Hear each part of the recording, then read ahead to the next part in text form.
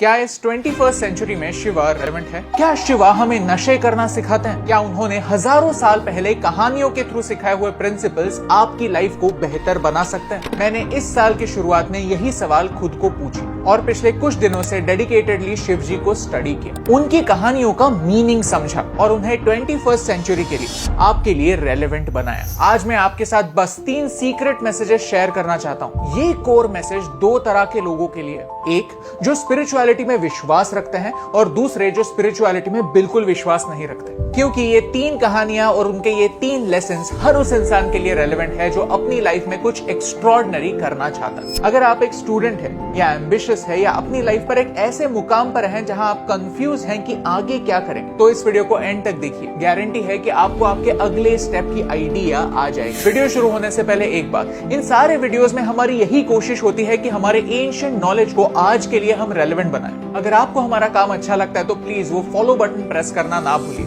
ये आपके लिए तो फ्री है लेकिन इससे हमारी बहुत हेल्प होती है। लेसन 1, अंधेरा बुरा नहीं है। दुनिया की सबसे फास्टेस्ट चीज है लाइट यानी फोटोन। 150 मिलियन किलोमीटर दूर होने के बावजूद सूरज की एक किरण को पृथ्वी तक पहुंचने के लिए सिर्फ 8 मिनट लगते हैं। लेकिन क्या आपको पता है कि ये लाइट पैदा कैसे होता है? हमारे सूरज के अंदर 15 मिलियन डिग्री सेल्सियस की एक आग, जिस आग में एटम्स पिघलने लगते हैं, एक दूसरे के साथ फ्यूज होने लगते हैं, जिसे फ्यूजन कहते हैं। इस प्रोसेस में हीट और लाइट पैदा होता है। लेकिन सबसे इंटरेस्टिंग बात यह है कि ये लाइट इमीडिएटली हमें दिखने वाला, इस पूरी धरती को ऊर्जा देने वाला सनलाइट नहीं बनता। बात उसी सनलाइट की हो रही है जिसे प्लांट्स प्रोसेस करते हैं, हमारे लिए खाना बनाते हैं। हमें बनाने वाला एक एक कण इसी फोटोन का एक अवतार है। ये फोटोन सूरज के अंदर ही दूसरे एटम्स के साथ टकराता रहता है, बाहर निकलने के लिए स्ट्रगल करता रहता है। कुछ सेकंड्स के लिए नहीं, 50,000 सालों के लिए। अगर ये फोटोन 49,999 ईयर्स पर स्ट्रगल करना छोड़ देता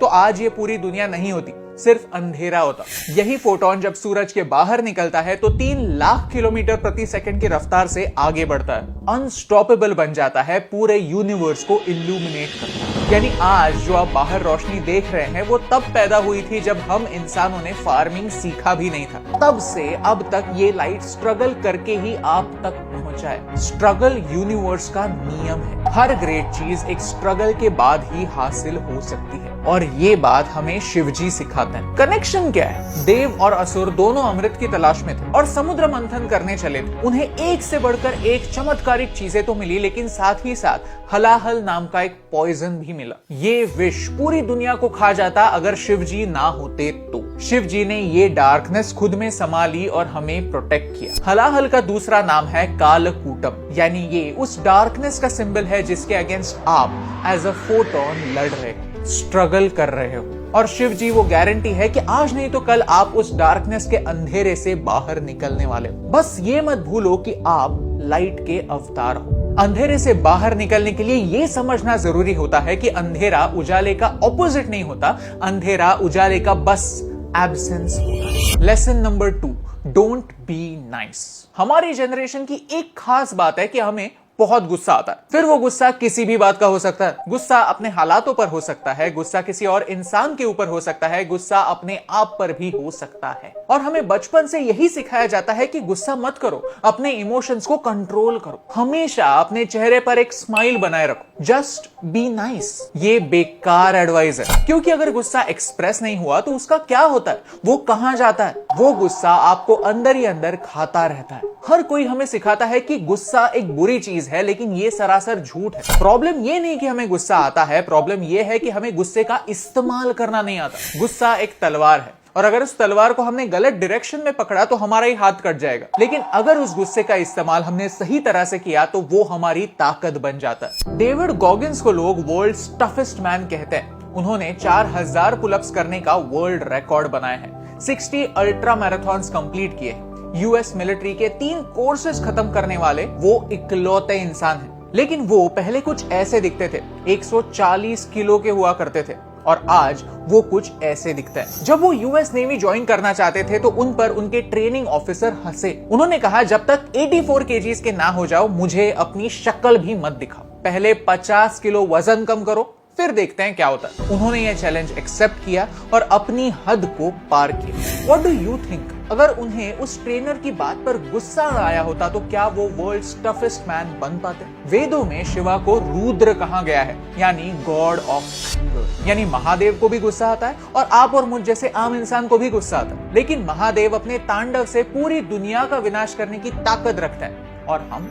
अपने ही गुस्से की वजह से अंदर ही अंदर घुटते जाते हैं। Rudra is not just anger, it's constructive anger. Anger has the power to change but only if you can channel it. Rudra यानी शिवा हमें सिखाते हैं कि अगर हमारे लाइफ में हमें कुछ अचीव करना है तो सही डायरेक्शन में अपने गुस्से को चैनलाइज करना जरूरी होता है। अपने गुस्से को दबाना नहीं, उसे यूज करना सीखो। ओके, मस्त एडवाइस है, लेकिन करना क्या है? कुछ नहीं, बस अपने ब्रीदिंग पैटर्न को ऑब्जर्व करो। जब हमें गुस्सा आता है तो हमारा ब्रीदिंग पैटर्न चेंज हो जाता है। हम फास्ट और हैवी ब्रीदिंग करने लगते हैं। लेकिन अगर हम ब्रीदिंग को कंट्रोल कर पाए तो हम हमारे एंगर को भी फोकस कर सकते हैं। इमीडिएट रिएक्शन देना छोड़कर एक स्टेप पीछे लेकर पॉइंट को समझ सकता है, लाइफ को इंप्रूव कर सकता है। Lesson 3, be a failure. हम इंस्टाग्राम की दुनिया में रहते हैं जहां खुश होने का एक ही डेफिनेशन है। अपनी लाइफ को दूसरों के डेफिनेशन से जियो, एक सेट पाथ फॉलो करो, क्योंकि सक्सेस की एक टाइमलाइन होती है। अगर आप 21 की उम्र में ग्रेजुएट नहीं हुए तो आप एक फेलियर हो। अगर आपकी 35 तक शादी नहीं हुई तो आप एक फेलियर हो। अगर आपको बच्चा नहीं है तो आप एक फेलियर हो। अगर आप गाड़ी से नहीं ट्रेन से ट्रैवल करते हो तो आप एक फेलियर हो। ये फेलियर की डेफिनेशन किस किताब में लिखी है पता नहीं, लेकिन बचपन से हमें पढ़ाई जरूर जाती है। दूसरों की एक्सपेक्टेशंस हमारी खुशियों को डिक्टेट करने लगती हैं और फिर हम सोचते हैं कि मैं खुश क्यों नहीं हूं। मुझे आपसे एक सवाल पूछना है,